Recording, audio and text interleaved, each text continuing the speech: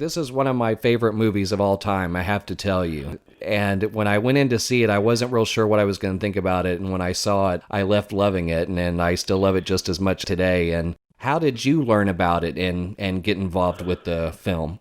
This was just a regular, what I would call a regular Hollywood audition. It was an agent submission. You go in, you read for it among a gaggle of cowboys. And I was right at the tail end of this whole thing. All I remember is auditioning once and getting booked within 10 minutes. Really? Yeah, just going home, and they go, we want him. And it was pretty quick. Flew to Arizona and Italy and shot. Wow. So I remember going in and doing this Billy the Kid thing. I was, just being a generic cowboy. Yeah. And then laughing, and I went home and got the job. It was that fast. Bill and Ted are great, but that supporting cast of all historical figures definitely helped make the movie, and I can't, imagine anybody else playing Billy the Kid. I love Billy the Kid. And I do too. I have to think, considering the fun nature of the movie and what Billy the Kid might have actually been in real life, I'm assuming you didn't have to do like a whole bunch of like historical research. I have a horrible problem is I did a whole bunch of historical research.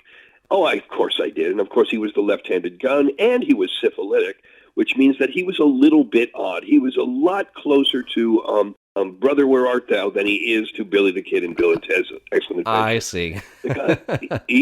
And so when I came in and they showed up on the set and we started to do the first scene, and I go, I'm Billy the Kid. And they went, no, Dan, what happened? I said, well, I did a lot of research. And they said, undo your research. This is Bill and Ted's Excellent Adventure, not, Happy Syphilitic. So I went back to what I would call generic cowboy. Yeah, and I think that's what we all did. We drew in broad strokes. Yeah. But really general broad strokes. Sophocles was ancient Greek. Right. Socrates. Socrates was ancient Greek, not Socrates. So we all did all of that. And, Bill and Ted were modern America. So yes. It went more to that than the actual reality. And my problem is I actually do that kind of research. I start to say that's what actors do. It's what we do. It's what makes it fun. Yeah, it's weird to do it and have everybody tell you you're doing it wrong. Well, it was, Herrick was so right. Just right, but he knew it right away and got it right away. And then all that ended, and so it was like one of the only movies that I think I've ever been on where we didn't do anything. The whole shoot was a party, so you don't have to do any research. There's no before and after. Just play the scene. You can definitely tell you all enjoyed yourselves and what you were doing, and I think that's what makes... And we really liked each other. Yeah, you can tell. I love that first appearance of Billy the Kid. Where did you all shoot that Old West scene? Was that in Arizona? There's an Old West village right outside of Phoenix. Yeah. It's actually outside of Tempe and Camelback. Yes. And it's a cowboy village where they would have Wild West shows, and the saloon is there.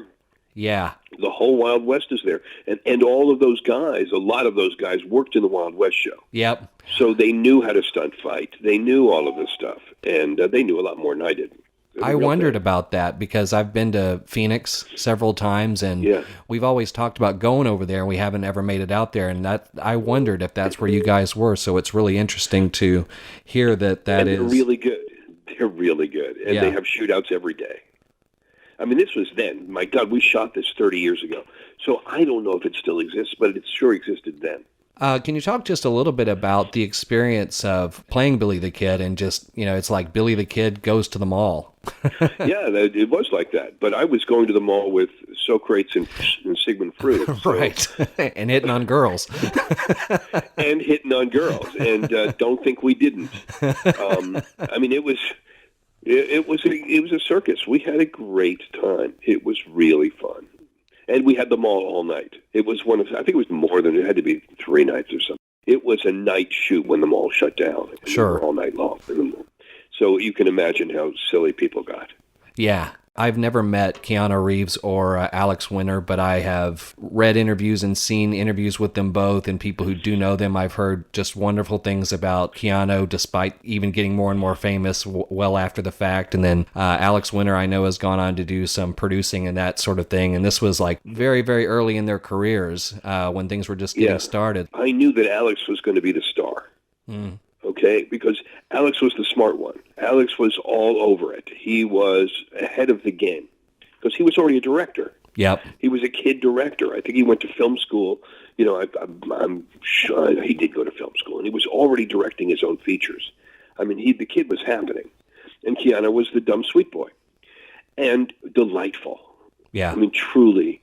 I mean, if there is, if a Labrador Retriever put on shoes, it would be Keanu. And he really is that sweet and that kind. And who could figure the reality of chemistry? There is something about the kid that when he walks into a room, girls actually look at him. It's weird. He doesn't have any features that are absolutely, there's nothing, except there's something. And it's indescribable. I don't know how to describe it. I met his sister. She had it. Stunningly beautiful, but not like a beauty. You know what I mean? Yes. You wouldn't say there's a beauty, but she'd walk by, and she just had this extraordinary aura. And yeah. Keanu really had that and has it. And it's kind of a weird magic because there's nothing about him that should be a major superstar other than he is truly, authentically sweet. Every time I run into Keanu, he adores me as much as I adore him. Yeah, and that's good. Absolutely authentic. Yeah. And that's why everybody says such great things about it, because he's really that. Yeah, I believe it. And Alex I haven't seen, but Alex is just a great kid. And he's not a great kid anymore. He's a great man, I'm sure. Yeah. But he was just an absolute delight. And he knew where he was and what he was doing and the opportunity that he had. And he was not going to screw it up. Yeah, and as I mentioned, I mean, I adore the other historical figures and the people that played them. You had mentioned Socrates and Sigmund Freud, and of course Napoleon and Genghis Khan and all of them. Is there any stories or anything you'd like to share about any of those guys? I know all these guys. I went to Jane Whelan's wedding like 25 years ago. Okay. And then I saw her this year. She's now doing weddings. She's an ordained minister. Oh. She does weddings. Huh. It's awesome. I went to a wedding party, after party with her in New York last year. And I saw her in London at one of these signing things. I don't do a lot of them, but I did one with Al Leong and one with Jane. And we have so much fun together. It was great. Oh, that's absolutely nice. Great. And, of course, Terry Camilleri. Yes. Is one of my old friends. Terry and I acted in a play together in Los Angeles before Bill and Ted. Right before Bill and Ted. We were in a play called Drums in the Night, a Bertolt Brecht play. Okay. And then I directed him years later in Kafka, The Trial, in L.A. Terry is a great actor and a friggin' great guy. Do people still approach you and talk to you often about Bill and Ted and Billy the Kid? Not often, no, because I've like gained 30 pounds and 30 Haven't years. we all? So people don't, and I'm not famous, so people don't recognize me. It happens on rare occasion. It does. I'll be walking through Central Park and somebody will go, Billy the Kid, or Ram, are you Ram? Ram, yeah. You know, and those are the two I get hit up on more than anything. I bet. As you pointed out, and as we know, you've talked about how long you've been in the business and you've been on both sides of the camera. Why do you think that Bill and Ted, with such a unique premise, especially anything related to time travel, has endured for as long as it has, and that people are still as in love with it as when they saw it all those years ago, and even people who go to a retro screening and see it for the first time love it? What do you think it is about the movie that has that kind of power? Is it that chemistry you all had, and just because it's a fun movie all the way around? It's a fun movie all the way around. It doesn't take itself too seriously. Right.